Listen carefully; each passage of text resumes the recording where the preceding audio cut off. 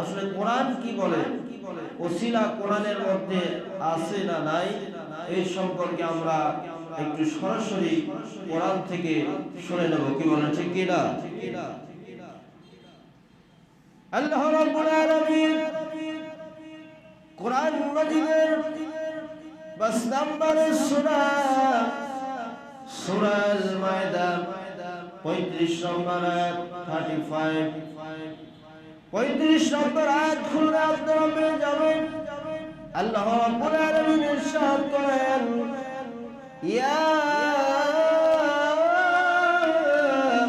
আইয়ুহাল্লাযীনা আমানু তাকুল্লাহা ওয়াবতাগু ইলাইহিল ওয়াসিলাতা ওয়াজাহিদু ফি সাবিলিহি লাআল্লাকুম তুফলিহুন।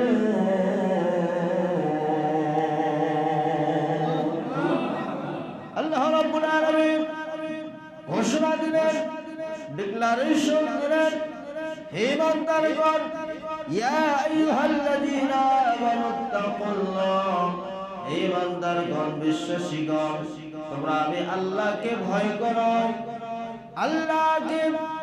আমি আল্লাহকে ভয় করো। এই আয়াতের তাফসীর করতে অনেক সময়ের প্রয়োজন। বাবাজিরা আমার, আল্লাহকে ভয় করলে আল্লাহ রাব্বুল আলামিন কয়টি আল্লাহ রাব্বুল আলামিন আমাদেরকে পুরস্কার দেবেন। সূরা রহমান খুলে দেখেন, আল্লাহ রাব্বুল আলামিন বলেন, ওয়ালিমান খাফা মাকাম রাব্বিহি জান্নাতান। আল্লাহ রাব্বুল আলামিন বলেন, যে ব্যক্তি তার রবকে ভয় করবে, রবের সামনে কেমনে দণ্ডায়মান হবে কিয়ামতের ময়দানে, এই ভয়ভীত হবে, রব্বুল আলামিন তার জন্য আখিরাতের ময়দানে 2টি জান্নাতের ব্যবস্থা আল্লাহ করে রেখেছেন। যদি বলুন না সুবহানাল্লাহ। আল্লাহকে আমাদের ভয় করতে হবে, ইত্তাকুল্লাহ, আল্লাহকে ভয় করতে হবে। কি বলেন, ঠিক কি না? শুধু তাই নয়, আবতাগু ইলাইহিল ওয়াসিলা, আল্লাহ পাক ইরশাদ করলেন, আবতাগু, তোমরা খোঁজো, তোমরা অন্বেষণ করো, ওসিলা, ইলাইহিল ওয়াসিলা, তাকে পাওয়ার, আল্লাহকে পাওয়ার জন্য তোমরা ওসিলা তালাশ করো। কি বলেন, ঠিক কি না? ওয়াজাহিদু, এবং তার পথে চেষ্টা করো, আল্লাহকে পাওয়ার জন্য, আল্লাহকে পাওয়ার জন্য ওসিলা তালাশ করো এবং তার পথে তোমরা চেষ্টা করো, লাআল্লাকুম তুফলিহুন। আল্লাহু আকবার। সম্ভবত তোমরা সফল কাম হয়ে যাবে। আল্লাহকে পাওয়ার জন্য যদি তোমরা ওসিলা তালাশ করতে থাকো, মাধ্যম তালাশ করতে থাকো, আল্লাহকে যদি তোমরা এভাবে চেষ্টা করতে করতে পেয়ে যাও, বান্দা তোমার সফল কাম হয়ে যাবে, সাকসেসফুল হয়ে যাবে। আল্লাহু আকবার বলে। কি বলেন, ঠিক কি না? এই দুনিয়ায় একজনের বন্ধু যদি এমপি সাহেব হয়, মন্ত্রী সাহেব হয়, ডিসি সাহেব হয়ে যায়, তাহলে তার দুনিয়ায় অনেক ফায়দা, অনেক উপকার হয়। ঠিক কিনা বলে? আর যার জন্য আল্লাহ হয়ে যায়, ওয়াল্লাহুল মাওলা ফালাহুল কুল, আল্লাহ যার হয়ে যায়, পৃথিবীর সব কিছু তার হয়ে যায়। আল্লাহু আকবার বলে। আল্লাহকে তালাশ করার জন্য, আল্লাহকে পাওয়ার জন্য মাধ্যম দরকার। সরাসরি সাধারণ মানুষ আল্লাহকে একবার আল্লাহ পর্যন্ত পৌঁছাতে পারবে না। আল্লাহকে পাওয়ার জন্য একটা মাধ্যম দিয়ে যেতে হবে। ঠিক কিনা জোরে বলে। আপনি দুনিয়ার ময়দানে যান, আপনি একজন প্রধানমন্ত্রী অফিসে, প্রধানমন্ত্রী ভবনে আপনি সরাসরি যেতে পারবেন না। যেতে দেওয়া হবে? সাধারণ মানুষকে কখনো যেতে দেওয়া হবে না। তাকে একটা যেতে হলে মাধ্যম দ্বারা সেখানে পৌঁছতে হবে। এই জন্য আল্লাহ রাব্বুল আলামিন দুনিয়ায় মাধ্যমগুলো রেখেছেন, বিভিন্ন উদাহরণ সেটিং করে রেখেছেন মানুষকে বোঝানোর জন্য যে আমি আল্লাহকে পাওয়ার জন্য এরকম মাধ্যম প্রয়োজন। যদি বলুন না সুবহানাল্লাহ। এটা গেল কোরআনের দলিল। কোরআন থেকে আমরা পেলাম যে আল্লাহ নিজেই বলেছেন, এটাকে বলা হয় অর্ডার সূচক একটা কাল, যাকে আরবিতে বলা হয় আমর। আল্লাহর নির্দেশ, আল্লাহর আদেশ। এটা কি বলো, ঠিক কিনা? ওয়াবতাগু ইলাইহিল ওয়াসিলা, আল্লাহকে পাওয়ার জন্য মাধ্যম তালাশ করে, এটা আল্লাহ আদেশ করেছেন, নির্দেশ দিয়েছেন। এইবার আসুন আমরা সরাসরি হাদিস শরীফের দিকে চলে যাব। হাদিসের মধ্যে ওসিলা আছে না নাই, কি বলো, ঠিক কিনা? বুখারী শরীফ, মুসলিম শরীফ, আবু দাউদ শরীফ, মুসনাদ আহমদ, এই কয়েকটি কিতাব পড়ে দেখেন, ওসিলা সম্পর্কে পেয়ে যাবেন। হাকেনা হাদিস শরীফ বিস্তারিত বর্ণনা দেওয়া আছে। বনি ইসরাইলের তিনজন ব্যক্তি সফরে বের হলো রাতের বেলায়, রাত্রি যাপনের জন্য, রাত কাটানোর জন্য। ওই বনি ইসরাইলের তিনজন ব্যক্তি পাহাড়ের গুহায় তারা আশ্রয় নিল। পাহাড়ের গুহার ভেতরে কখন আশ্রয় নিল? পাহাড়ের ওই সময় শারীরিক কারণে একটা পাথর এসে পাহাড়ের গুহার মুখটা, বড় একটা পাথর এসে আটকায় দিল। তিনজন ব্যক্তি পাহাড়ের গুহার ভেতরে, তারা এবার তিনজনে তারা পরামর্শ করছে, আমরা এখন কি করব? এখান থেকে তো বের হওয়ার কোনো উপায় নাই। তাহলে আসুন আমরা তিনজন আল্লাহর কাছে আমাদের নেক কাজের ওসিলা, ভালো কাজের ওসিলা দিয়ে আল্লাহর কাছে আমরা দোয়া করি। সুবহানাল্লাহ বলে তিনজন ব্যক্তি এইবার আল্লাহর কাছে ওসিলা দিয়ে দোয়া করেছে। প্রথম ব্যক্তি বলছে, আল্লাহ আপনি ভালোভাবেই জানেন আমার মা বাবা অতি বৃদ্ধা। আমার একটা অভ্যাস ছিল, যতক্ষণ পর্যন্ত আমার মা বাবাকে আমি না খাওয়াতাম, আমার সন্তান সন্ততিকে আমি খাওয়াতাম না। মা বাবার প্রতি কেমন ভালোবাসা ছিল বাবা। উনি বলতেছে, রব্বুল আলামিন, একদিন রাতের বেলা আমি বাহির থেকে ফিরে এসে আমি দুধ নিয়ে এসে আমি দেখতে পেলাম আমার মা বাবা ঘুমিয়ে গেছে। ঘুমন্ত মা বাবাকে আর আমি ঘুম থেকে জাগাই নাই যে তাদের অসুবিধা হবে। আমার সন্তানেরা ক্ষুধায় কাতর হয়ে কান্নাকাটি করতে করতে আমার পায়ের কাছে চেঁচামেচি করতে করতে আমার সন্তানেরা তারা কান্নাকাটি করতে করতে অনাহারে তারা রাতের বেলায় ঘুমিয়ে গেল। এইভাবে পুরো রাত কেটে গেল। তারপরে সকালবেলা যখন হয়ে গেল, তারপর আমি আমার সন্তানদেরকে খাবার দিয়েছি। আমার মা বাবার আগে আমি আমার সন্তান, আমার পরিবারকে আমি খাবার দেই না। আল্লাহু আকবার। আল্লাহ এই ইবাদত যদি আপনার দরবারে পছন্দ হয়ে যায়, কবুল হয়ে যায়, এর ওসিলায় আপনি এই গুহার পাথরটা একটু সরায় দেন। এই বলে দোয়া করার সাথে সাথে পাথরটা একটু সরাই গেল। আল্লাহু আকবার। পাথরটা একটু যখন সরাই গেল, দ্বিতীয় আরেকজন ব্যক্তি দোয়া করছে, ও রব্বুল আলামিন, আমার একটি ঘটনা মনে পড়ে যায়। আমার একজন চাচাতো বোন ছিল, ওই সময় প্রচন্ড দুর্ভিক্ষ চলছিল, আর আমি ছিলাম আমার চাচাতো বোনের প্রতি চরম আকৃষ্ট। আমার চাচাতো বোন খাবার নামে ভুকা অবস্থায় যখন আমার কাছে আসলো, আমি আমার চাচাতো বোনকে প্রস্তাব দিলাম। সে প্রস্তাবে রাজি হয়ে গেল, যেহেতু সোনারে আছে। আমি তাকে কিছু টাকা দেওয়ার জন্য, কিছু দিনার দেওয়ার জন্য যখন আমি তাকে বললাম, তখন প্রস্তাবে রাজি হয়ে গেল।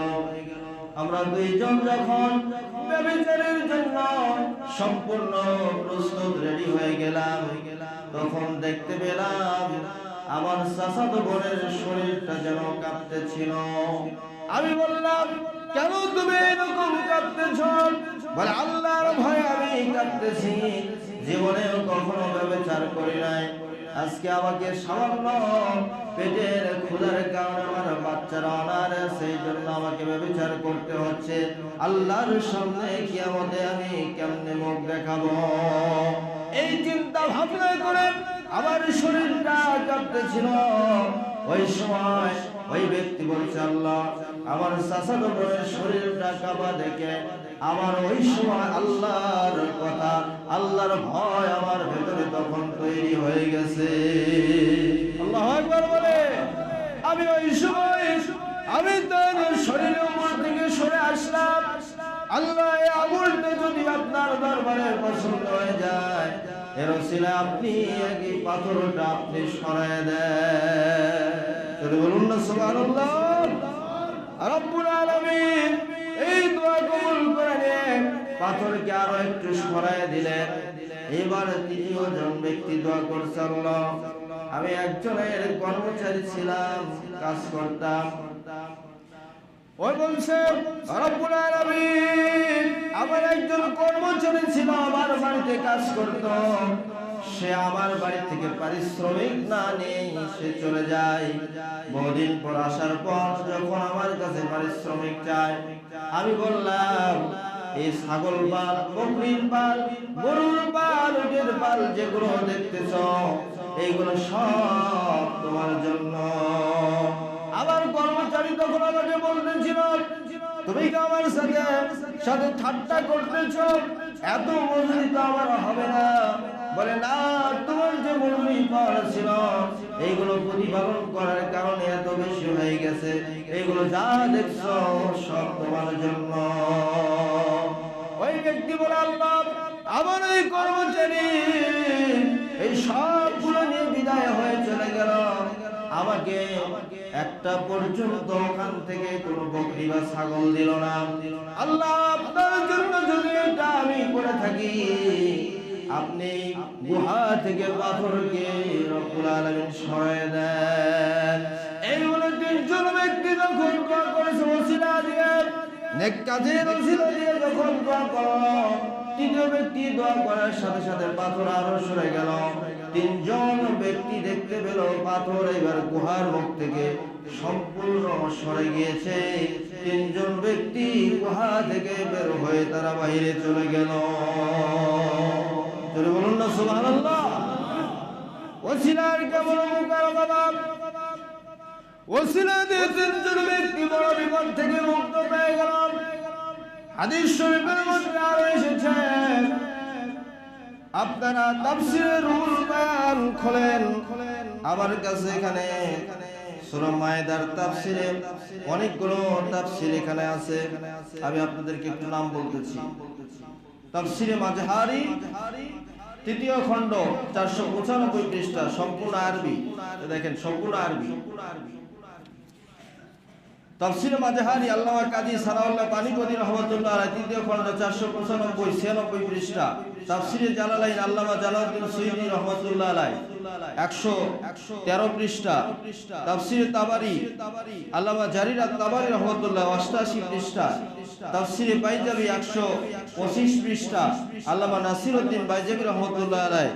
তাফসীরে সংকলন তাফসীরে কাবীর ইমাম ফখরুদ্দিন রাজি রাহমাতুল্লাহ আলাইহি 226 পৃষ্ঠায়, আল্লামা ইসমাইল হাক্কি রাহমাতুল্লাহ তাফসীর রুহুল বায়ান 387 88 পৃষ্ঠায়। এছাড়া অসংখ্য প্রমাণ আছে। তো এই কয়টা তাফসীরের মধ্যে বিশেষ করে তাফসীরে যেটা আপনাদেরকে বলবো, যেটা বলতে চাচ্ছি, তাফসীরে রুহুল বায়ান দ্বিতীয় খণ্ড 370 পৃষ্ঠার মধ্যে একটা হাদিস এসেছে। হযরতে আদম আলাইহিস সালাম যে মাপ পেয়েছিলেন, এটা তাফসীরের ঘটনা। তাফসীরের মধ্যে নিয়ে আসা হয়েছে। এটা বাইহাকি দালাইলুন নবুওয়াত, ইমাম বাইহাকি রাহমাতুল্লাহ আলাইহি তার দালাইলুন নবুওয়াতের মধ্যে বর্ণনা করেছেন। জোরে বলুন সুবহানাল্লাহ।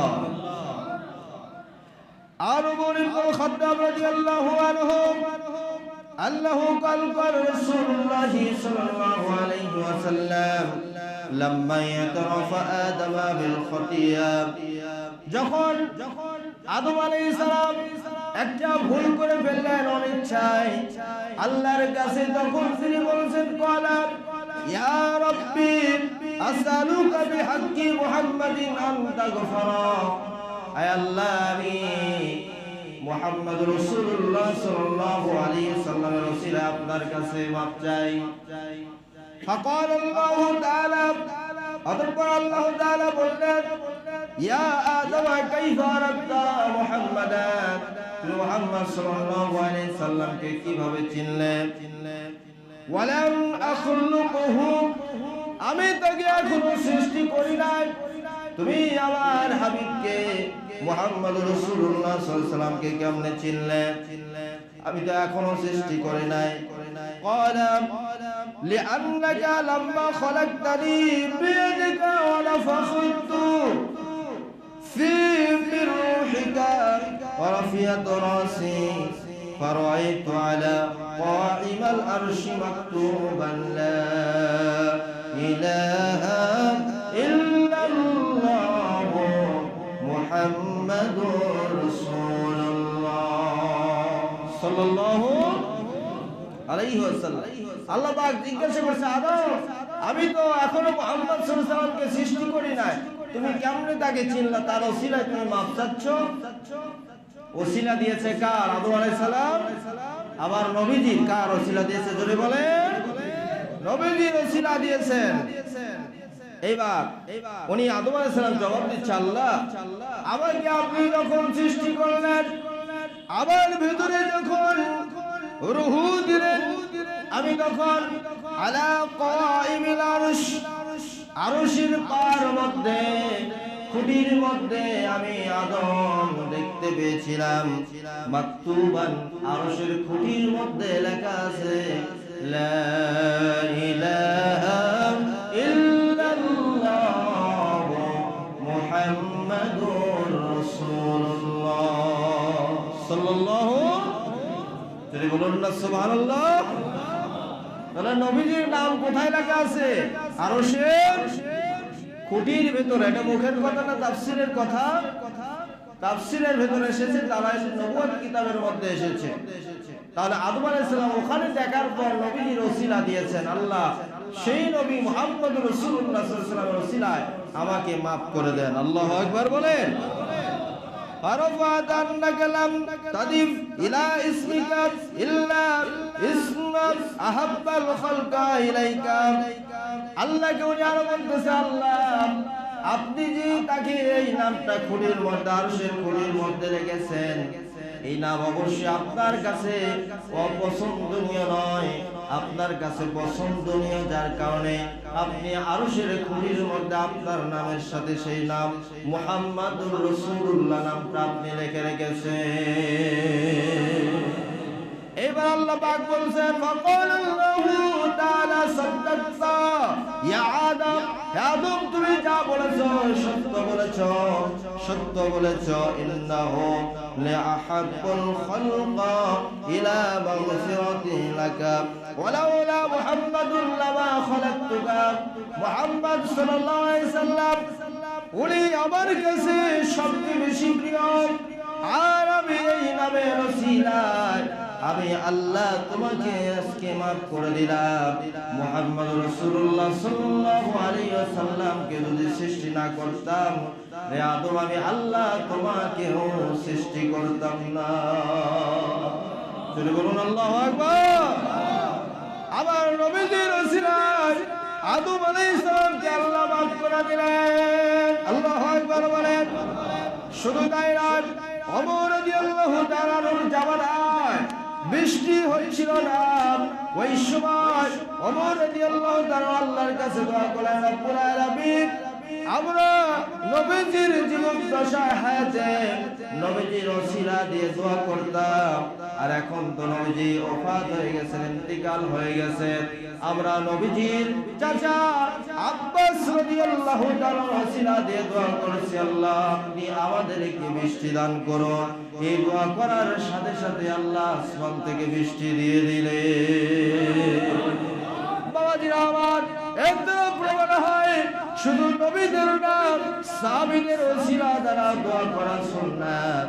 সাহাবীদের ওসিলা দ্বারা দোয়া করলে আল্লাহ দোয়াকে কবুল করে নেন। বাবাজিরা আমার, আবার নবীজির ওসিলা দেওয়া যাবে। নবীজির ওসিলা দিয়ে বাবা দোয়া সালাম দোয়া করেছেন, দোয়া কবুল হয়েছে। অনেকে আজকাল ওসিলা মানতে চায় না, কি বলেন ঠিক কিনা? ওসিলা মানতে চায় না, বলে ওসিলা শুধু যারা জীবিত নেককার তাদের ওসিলা দেওয়া যাবে, যারা ইন্তিকাল হয়ে গেছে তাদের ওসিলা দেওয়া যাবে না। জোরে বলুন নাউযুবিল্লাহ। অথচ ফিকহের মধ্যে রয়েছে, ফিকহের কিতাবের মধ্যে রয়েছে ইয়াজুজুত তাওসসুলু, ওসিলা দেওয়া হচ্ছে জায়েজ। ওসিলা দেওয়া কি জায়েজ। বিল আমালিস সালিহাত ওয়াজ যাওয়াতিস সালিহাত মিনাল আমবিয়াই ওয়াল আউলিয়াই ফি হায়াতিহিম ওয়া বা'দা মামাতিহিম। আল্লাহু আকবার বলে। নবী ওলিদের হায়াতেও ওসিলা দেওয়া জায়েজ, তাদের ইন্তিকালের পরেও তাদের দ্বারা ওসিলা দেওয়া জায়েজ। যদি বলুন না সুবহানাল্লাহ। ফিকহের কিতাবের মধ্যে এটা এসেছে। এই জন্য নবীজির চাচি আম্মা হযরতে আলী রাদিয়াল্লাহু তাআলা আনহুর মা যখন ইন্তিকাল করলেন, হযরতে ফাতিমা বিনতে আসাদ যখন ইন্তিকাল করলেন, নবীজি দোয়া করছেন। ওনার নবীজি হযরত আলী রাদিয়াল্লাহু তাআলা মায়ের জন্য দোয়া করছেন। কি দোয়া করছেন শুনেন। এই হাদিসটা পেয়ে যাবেন ইবনে হিব্বান, হাকিম এবং আপনার এটা আরেকটা কিতাব, নামটা ভুলে গেছি। যাই হোক, 3টি কিতাবের মধ্যে হাদিস এসেছে, তার মধ্যে 2টি বললাম। এই 2টি কিতাব, আরেকটি কিতাবে, 3টি কিতাবের মধ্যে হাদিস পাবেন। নবীজি দোয়া করছেন, আল্লাহুম্মা গফির লি উম্মি ফাতিমা বিনতে আসাদ। আয় আল্লাহ, আপনি আমার মা ফাতিমা বিনতে আসাদকে আপনি মাফ করে দেন। ওয়াসা আলাইহা মাদখালাহা, আর তাকে যেখানে কবরস্থ করা হয়েছে তার কবরকে আপনি প্রশস্ত করে দেন। আল্লাহু আকবার। বিল হাক্কি নবিকা, আল্লাহ সেটা হলো আমির হক নবী, সত্য নবী মুহাম্মদ রাসূলুল্লাহ রাসূলুল্লাহ আর ওয়াল আমবিয়াই মিন ক্বাবলি, আমার আগে যারা নবী চলে গেছেন তাদের ওসিলা। আল্লাহু আকবার জোরে বলে। কি নবীরা দুনিয়া আছে না চলে গেছে? সেই নবীদের ওসিলায়, আগের নবীদের ওসিলায় আমি মুহাম্মদ রাসূলুল্লাহ এবং আমার আগে যারা নবী ছিল তাদের ওসিলায় আমার চাচি আম্মার কবরকে আপনি প্রশস্ত করে দেন। যদি বলুন সুবহানাল্লাহ। কি বলেন, প্রশস্ত হবে কিনা? এইবার নবীজি দোয়া, পূর্ববর্তী নবীদেরকেও নবীজি তার দোয়ার মধ্যে নিয়েছেন। তাহলে বোঝা যাচ্ছে যারা ইন্তিকাল প্রাপ্ত নবী তাদের ওসিলা দেওয়া যাবে। কি বলেন ঠিক কিনা? হয়তো বলবেন নবীদের দেওয়া যাবে, ওলিদের দেওয়া যাবে, ওলিদেরও দেওয়া যাবে। এইটাও প্রমাণ আছে বাবাজিরা আমার। এইটা আপনারা খুলে দেখেন। দুনিয়ার সাধারণ কারো নাম বলবো না, ইমাম শাফি রাহমাতুল্লাহ আলাইহি উনি বলছেন, ইমাম আবু হানিফা রাহমাতুল্লাহ আলাইহি মাজার শরীফে প্রতিদিন যেতেন ইমাম শাফি রাহমাতুল্লাহ আলাইহি। কোন ইমাম একটু শুনে রাখেন, দুনিয়ার কোনো সাধারণ ব্যক্তি নয়। ইমাম শাফি হলেন শাফি মাযহাবের একজন ফাউন্ডার। ঠিক কিনা বলে? শাফি মাযহাবের প্রতিষ্ঠাতা ওই ইমাম আযম আবু হানিফা রাহমাতুল্লাহ আলাইহির মাজারে যেতেন। যার পর যে ওসিলা, যে উদ্দেশ্য নিয়ে যেতেন, ওই উদ্দেশ্যে কবুল হওয়ার জন্য, আল্লাহর কাছে কবুল হওয়ার জন্য ইমাম আবু হানিফা রাহমাতুল্লাহ আলাইহির মাজারে গিয়ে 2 রাকাত নামাজ আদায় করতেন। করার পর আল্লাহর কাছে দোয়া করতেন ইমাম আবু হানিফা রাহমাতুল্লাহ আলাইহির ওসিলা দিয়ে। বলুন সুবহানাল্লাহ। ওই ওসিলা দিয়ে দোয়া করতেন, সাথে সাথে ইমাম শাফি বলেছেন, আমি আমার বাড়িতে ফিরে আসার আগে আমি ইমাম শাফি বুঝতে পারতাম ইমাম আবু হানিফার ওসিলায় আল্লাহ আমার দোয়াকে কবুল করে নিয়েছে। যদি বলুন না সুবহানাল্লাহ। এইটার প্রমাণ আছে তারিখে বাগদাদের প্রথম খণ্ডের মধ্যে বিশাল সনদে এটা বর্ণনা আছে। ইমাম শাফি রাহমাতুল্লাহ আলাইহি বলছেন, ইন্নী লা তাবাররাকু বিআবি হানিফাতা ওয়াজজাউ ইলা কবরিহি ফি কুল্লি ইয়াউমিন। উনি বলছেন, আমি ইমাম আবু হানিফা রাহমাতুল্লাহ আলাইহির কবরে যেতাম বরকতের জন্য, ফি কুল্লি ইয়াউমিন, প্রত্যেক দিন, ইয়ানি জায়রান জিয়ারত করতাম, ফাইদা আরাদতু লিহাজাতি সাল্লাইতু রাকাতাইন, সেখানে আমার হাজার প্রয়োজনের জন্য আমার প্রয়োজন পূরণের জন্য ইমাম আবু হানিফা রাহমাতুল্লাহ আলাইহির মাজারে যে 2 রাকাত নামাজ আদায় করতাম। আল্লাহু আকবার বলেন। ওয়াজিতু ইলা কবরিহি, এবং তার কবরের নিকটে যেতাম, ওয়াসালতুল্লাহি তাআলা হাজাতু ইনদাহু, এবং আল্লাহর কাছে আমি আমার প্রয়োজন বলতাম। যদি বলুন সুবহানাল্লাহ। তাহলে কি হতো? ফামা তাবাদু আন্নি হাত্তা ইউকদি, এই হাজতটা আল্লাহ রাব্বুল আলামিন আমাকে পূরণ করে দিতেন। যদি বলুন সুবহানাল্লাহ। তাহলে হাদিসে আপনার এইটা দ্বারা, বিশেষ করে এইটা দ্বারা প্রমাণ পাওয়া যায় যে মৃত যারা, আমরা যাদেরকে মৃত মনে করি ওলিদেরকে তাদের ওসিলা দিতে নিষেধ করছি, আসলে তারা মৃত নয়, ওলিরা কবরে জিন্দা আছে। যদি বলুন সুবহানাল্লাহ।